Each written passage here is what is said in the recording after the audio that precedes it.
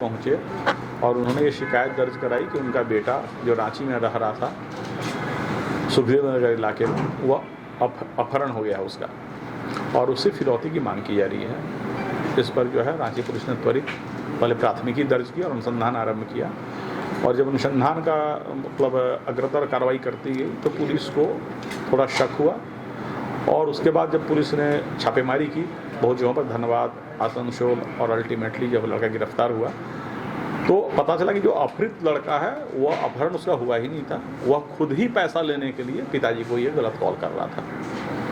तो उस लड़के को गिरफ्तार किया गया है। पता चला है कि इसने जो है कुछ सट्टेबाजी वगैरह करने में पैसा नुकसान गंवाया था और अपने पिताजी से पैसा ले रहा था। तो ये फिरौती की बात जो झूठी निकली। लड़का स्वयं ही अपने गार्जियन से पैसा मांग रहा था। कितने की मांग कर रही थी? 2 लाख रुपया जमशेदपुर से गिरफ्तारी।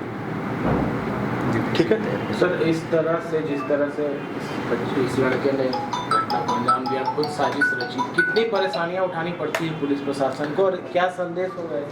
देखिए, ये अक्सर होता है कि कई बार ऐसी झूठी बातें हैं जिसके बारे में प्राथमिकी दर्ज कराई जाती है, लेकिन पुलिस को शुरू में उसे सच मानकर ही अनुसंधान करना होता है और पुलिस को अपना बहुत सारा रिसोर्स उसमें लगाना पड़ता है। किडनैपिंग फॉर रैंसम बड़ा ही इंपॉर्टेंट, बहुत सेंसिटिव क्राइम होता है और पुलिस को अपनी सारी ताकत झोंकनी पड़ती है। लेकिन ये क्योंकि ऐसी बातें रिपोर्ट होती हैं तो पुलिस को अनुसंधान करना होता है।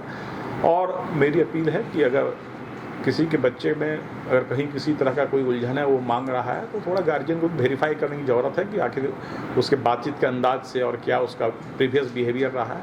लेकिन अल्टीमेटली गार्जियन परेशान हो जाते हैं, मैं उन पर दोष नहीं देता हूँ, लेकिन पुलिस का काम है, पुलिस अनुसंधान करती है। पर इस मामले में ये बात पूरी तरह से झूठ निकली कि ये अपहरण हुआ था। साथ में कोई दोस्त यार भी है इसका? सर नहीं, अभी तक ऐसी बातें सामने नहीं आई है। ठीक।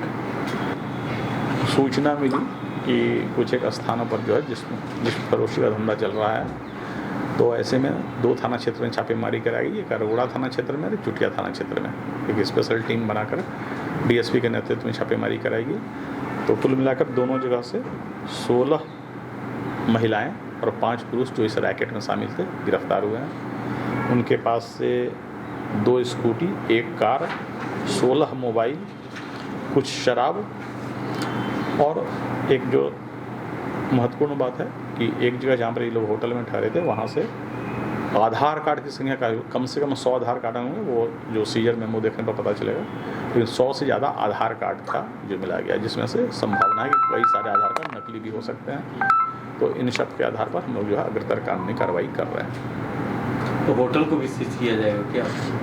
नहीं, होटल के जो मालिकों की जो जिनकी संलिप्तता होगी उन्हें गिरफ्तार किया जाएगा, होटल को सील नहीं किया जाएगा। सर, ज़्यादा कहाँ की महिला है लड़की? वो डिटेल जो है इंट्रोगेशन टीम इंट्रोगेट कर रही है, वो वेरीफाई करने के बाद हम बता पाएंगे। जिन 5 की गिरफ्तारी हुई सर, उसमें कोई होटल के सहकर्मी भी है या सिर्फ जो पूरे सिंडिकेट को संचालित करते थे? ये डिटेल सभी मिलना बाकी है, ये प्रिलिमिनरी सूचना है जो हम आपको दे रहे हैं। बाकी किसका क्या प्रोफाइल है वो बताएंगे।